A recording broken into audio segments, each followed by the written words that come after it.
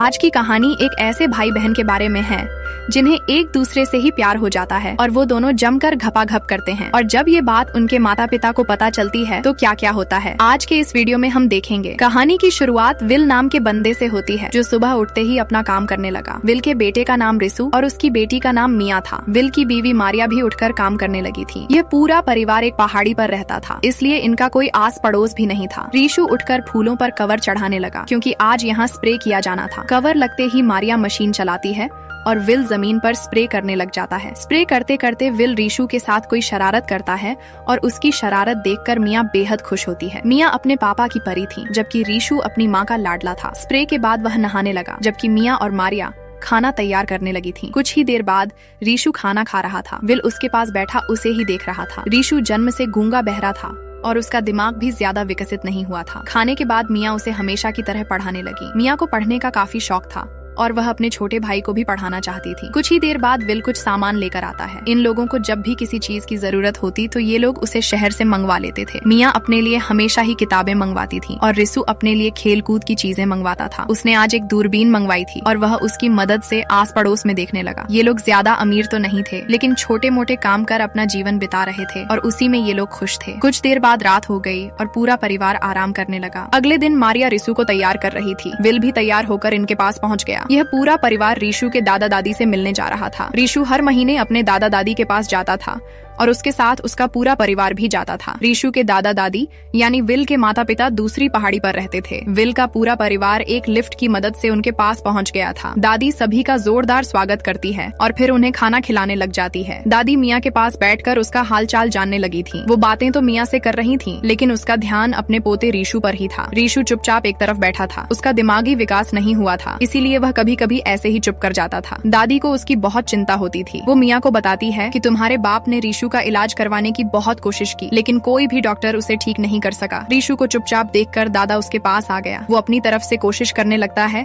कि रिशु उसके साथ खेले। कई कोशिशों के बाद वह सफल हो जाता है। रिशु अपने दादा का ग्लास लेकर उसके साथ खेलने लगा था। रात को रिशु मिया के साथ सोना चाहता था लेकिन वो उसे दूसरे बिस्तर पर सोने को कहती है। रिशु को आज काफी डर लग रहा था, इसीलिए वह मिया के साथ सोना चाहता था। अगले दिन विल का पूरा परिवार अपने घर वापस आ गया था। घर आकर मिया जूते साफ करने लगी थी जबकि रिशु एक पाइप की मदद से आसपास देख रहा था। इसी बीच उसकी नजर जैसे ही मिया पर पड़ती है तो वह साला गर्म हो जाता है। मिया रिशु की बड़ी बहन थी लेकिन आज उसे देखकर रिशु को कुछ कुछ होने लगा था। रात को रिशु विल के साथ कार्ड खेलता है और मारिया मिया के बाल बनाती है। इसके बाद रिशु मिया की गोद में सिर रख लेता है और उसकी गोद में ही सो जाता है। अगले दिन विल एक मशीन से घास काट रहा था। पूरा परिवार हमेशा की तरह काम पर लग गया था। काफी देर घास काटने के बाद विल आराम करने लगा और उसकी जगह रिशु घास काटने लगा। रिशु घास काट ही रहा था कि इसी बीच मशीन बंद हो जाती है। रिशु उसे स्टार्ट करने की कोशिश करता है लेकिन फिर भी मशीन स्टार्ट नहीं होती। मशीन की खामोशी ने विल का ध्यान भी खींच लिया था। वो रिशु को पीछे ही रोकना चाहता था क्योंकि आगे पहाड़ी खत्म थी। इसी बीच रिशु मशीन स्टार्ट कर लेता है। वो जैसे ही आगे बढ़ता है तो मशीन धड़ाम से नीचे गिरती है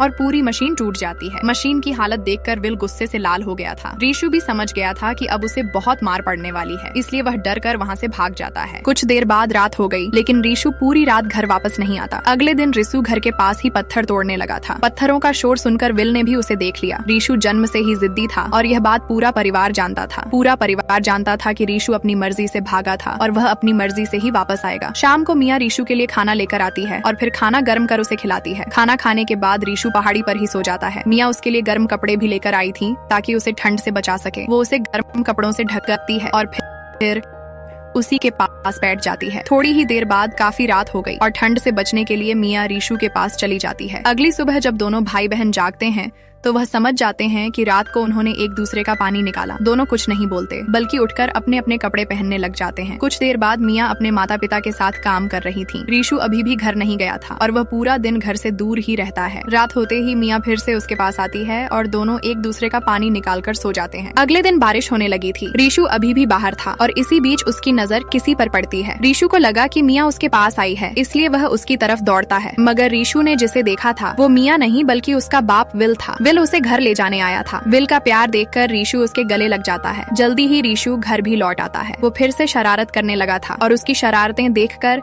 मारिया बेहद खुश थी। मिया घर में किताबें पढ़ रही थी और इसी बीच रीशु उसके पास आता है। मिया जब उससे कोई बात नहीं करती तो रीशु गुस्से में आकर अपना बिस्तर तोड़ देता है। विल को उस पर काफी गुस्सा था क्योंकि वह कई दिनों बाद घर वापस आया था। अब कहानी कुछ दिनों बाद शुरू होती है। विल और रिसु फिर से मिलकर काम करने लगे थे। दिन भर काम करने के बाद जब पूरा परिवार इकट्ठा होता है तो मिया उदास नजर आती है। रीशु अपने दादा के ग्लास से खेल रहा था जबकि विल घर का हिसाब किताब देख रहा था। मिया किसी से बात नहीं कर रही थी। घर वाले जब उससे उदासी का कारण पूछते हैं तो वह थकावट का बहाना बनाकर सोने चली जाती है। अगली सुबह मिया मारिया के साथ काम कर रही थी जबकि रिसु विल के साथ काम कर रहा था। रिसु ने आज नए कपड़े पहने थे इसलिए वह काफी खुश नजर आ रहा था। विल ने रीशु को अपने पुराने कपड़े दिए थे और उसके कपड़े रीशु को पूरे फिट आ गए थे। दिन भर काम करने के बाद दोनों भाई बहन अपने कमरे में आ गए थे। उधर विल पैसों का हिसाब कर रहा था। वो एक टीवी खरीदना चाहता था और वह उसी के लिए पैसे जोड़ रहा था। दूसरी तरफ मिया की आंखों से नींद गायब थी। वह काफी परेशान थी इसलिए उसे नींद नहीं आ रही थी। अगले दिन रीशु मिया के लिए एक बड़ा सा शीशा लेकर आता है। वो शीशा इसलिए लेकर आया था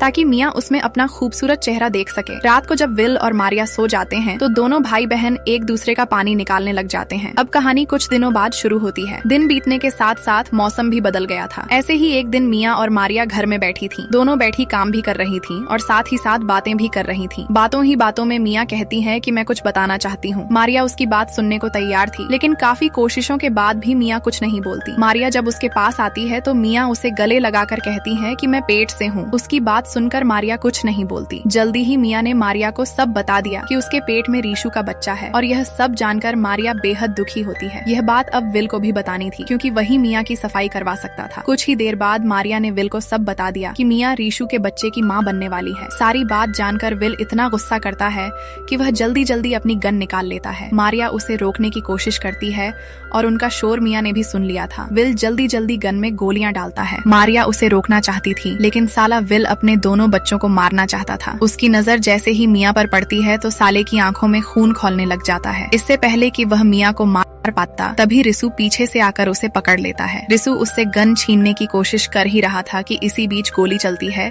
और यह गोली विल की जान ले लेती है। विल की मौत देखकर मारिया को भी दौरा पड़ जाता है जिसके बाद वो भी जमीन पर गिर जाती है। दोनों भाई बहन ने कभी अपने सपने में भी नहीं सोचा था कि उनके कारण उनके माता पिता मर जाएंगे। जल्दी ही दोनों ने अपने माता पिता के फ्यूनरल की तैयारी कर ली। दोनों उनकी मौत से बेहद दुखी थे लेकिन अब वह चाहकर भी कुछ नहीं कर सकते थे। सुबह होते ही रीशु एक कब्र बनाने लगा। अब कब्र बनाने के बाद दोनों भाई बहन पहले कुछ रीति रिवाज करने लगते हैं और फिर उसके बाद अपने माता पिता को दफन कर देते हैं। कहानी के आखिर में दोनों भाई बहन पति पत्नी की तरह रहने लगे और मिलकर घर के काम करने लगे। इसी के साथ इस कहानी का यही अंत हो जाता है। अगर आपको यह मूवी अच्छी लगी हो तब एक लाइक जरूर कर देना और ऐसे ही वीडियोस के लिए मेरे चैनल को जरूर सब्सक्राइब कर लेना। तो मिलते हैं हमारे नेक्स्ट वीडियो में।